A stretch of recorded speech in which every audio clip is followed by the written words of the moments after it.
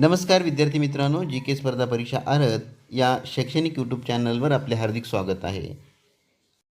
राष्ट्रीय शैक्षणिक धोरण 2020च्या मार्गदर्शक तत्वानुसार महाराष्ट्र शासनाने 6 मे रोजी काढलेला शासन निर्णय सध्या चांगलाच चर्चेत आहे. आजच्या या सविस्तर विश्लेषणात आपण याच 50 तासांच्या सक्तीच्या प्रशिक्षणामागचं नेमकं गणित समजून घेणार आहोत. चला तर मग थेट विषयाला सुरुवात करूया. या संपूर्ण निर्णयाच्या अगदी केंद्रस्थानी एक अतिशय महत्त्वाचा आकडा आहे आणि तो म्हणजे 50. होय, शैक्षणिक क्षेत्रातील व्यावसायिकांसाठी आता दरवर्षी 50 तासांचा सातत्यपूर्ण व्यावसायिक विकास म्हणजेच ज्याला आपण CPD म्हणतो ते पूर्ण करणं अनिवार्य करण्यात आलंय.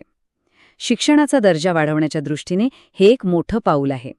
आता स्वाभाविकपणे प्रश्न पडतो की हा नियम नेमका लागू कोणाला होणार?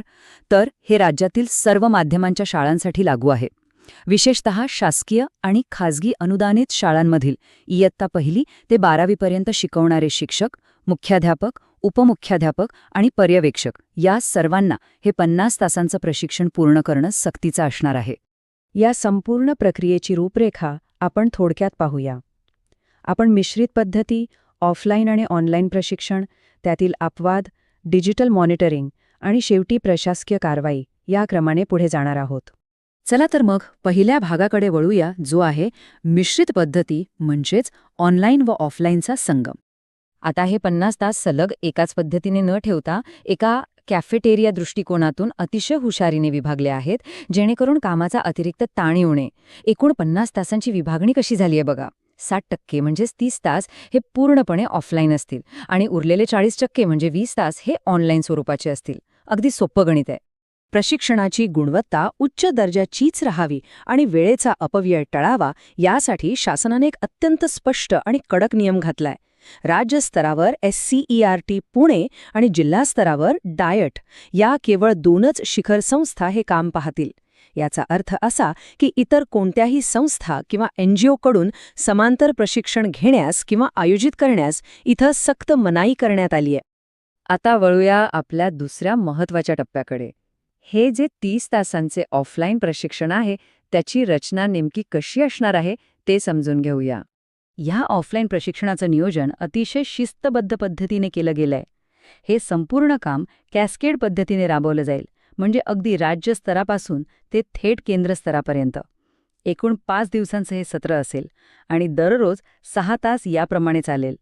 एका बॅचमध्ये साधारण 40 ते 50 शिक्षक असतील आणि महत्त्वाचं म्हणजे या संपूर्ण प्रक्रियेवर SCERT पुणे यांचं थेट नियंत्रण असेल. आता यातला एक अतिशय कळीचा मुद्दा म्हणजे शिक्षण परिषद. आपल्याला माहितीच आहे की केंद्रस्तरावर दर महिन्याला या बैठका होतात, जिथे सर्वजण एकत्र येऊन अध्यापन कौशल्य, नवीन अभ्यासक्रम, सेतू वर्ग आणि अगदी राष्ट्रीय शैक्षणिक धोरण 2020 यांसारख्या महत्त्वाच्या विषयांवर सामूहिक चर्चा करतात. तर इथं लक्ष देण्यासारखी गोष्ट ही आहे की या शिक्षण परिषदांमध्ये आपण जो वेळ देतो त्यातले जास्तीत जास्त 10 घड्याळी तास हे अधिकृतपणे त्या 30 तासांच्या ऑफलाईन प्रशिक्षणात मोजले जाणार आहेत. त्यामुळे साहजिकच या नियमित बैठकांचं महत्त्व आता खूप वाढलंय. आता पुढचा विभाग, उरलेल्या 20 तासांच्या ऑनलाईन प्रशिक्षणाचं नियोजन. हे उरलेले 20 घड्याळी तास आपल्याला वर्षभरात आपल्या सवडीने पूर्ण करायचे आहेत. यासाठी दर महिन्याला साधारण 2 तासांचं ऑनलाईन प्रशिक्षण पूर्ण करावं लागेल. पण हे कुठूनही करता येणार नाही बरं का. यासाठी दीक्षा, स्वयं, निष्ठा, NCERT किंवा iGOT यांसारख्या अधिकृत आणि शासनमान्य प्लॅटफॉर्म्सचाच वापर करावा लागणार आहे. आणि हो, केवळ कोर्स पूर्ण करून भागणार नाहीये. ऑनलाईन प्रशिक्षण संपल्यानंतर तिथून डिजिटल प्रमाणपत्र म्हणजेच डिजिटल सर्टिफिकेट डाउनलोड करून घेणं ही सर्वस्वी प्रशिक्षणार्थ्याची स्वतःची जबाबदारी असणार आहे, कारण हेच प्रमाणपत्र तुमच्या प्रशिक्षणाचा अधिकृत पुरावा असणार आहे. हे नक्की लक्षात ठेवा. चौथा विभाग आहे तो नियमांमधील अपवादांचा. कोणते प्रशिक्षण या 50 तासांत धरले जाईल आणि कोणते नाही हे स्पष्ट होणं खूप गरजेचं आहे. हा मुद्दा अनेकांसाठी संभ्रम निर्माण करू शकतो, त्यामुळे नीट समजून घेऊया. जे नवनियुक्त शिक्षक आहेत त्यांचं प्रशिक्षण या 50 तासांच्या मर्यादेत नक्कीच मोजलं जाईल. मात्र चट्टोपाध्याय वेतन श्रेणीच्या शिफारशीनुसार होणारं वरिष्ठ वेतन श्रेणी आणि निवड श्रेणीसाठीचं प्रशिक्षण या 50 तासांच्या हिशोबात अजिबात ग्राह्य धरलं जाणार नाहीये. हे 2 पूर्णपणे वेगळे ट्रॅक्स आहेत. आता येऊया 5व्या विभागाकडे. हे सगळं घडताना यावर नजर कोणाची असेल? चला पाहूया डिजिटल मॉनिटरिंग कसं चालणार आहे. शासन निर्णयात एक अतिशय स्पष्ट वाक्य आहे.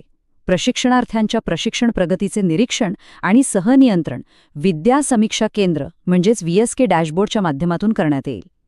थोडक्यात सांगायचं तर हे VSK राज्याच्या शिक्षण विभागाचा एक सेंट्रल डिजिटल डोळा म्हणून 24 तास काम करणार आहे. या VSK डॅशबोर्डचा ॲक्सेस आणि विशेष लॉग इन ID थेट तालुका आणि जिल्हा स्तरावरील अधिकाऱ्यांना दिले जातील.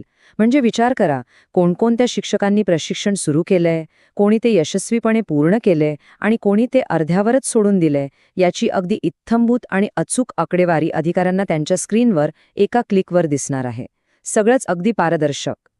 आणि आता आपला शेवटचा 6वा विभाग.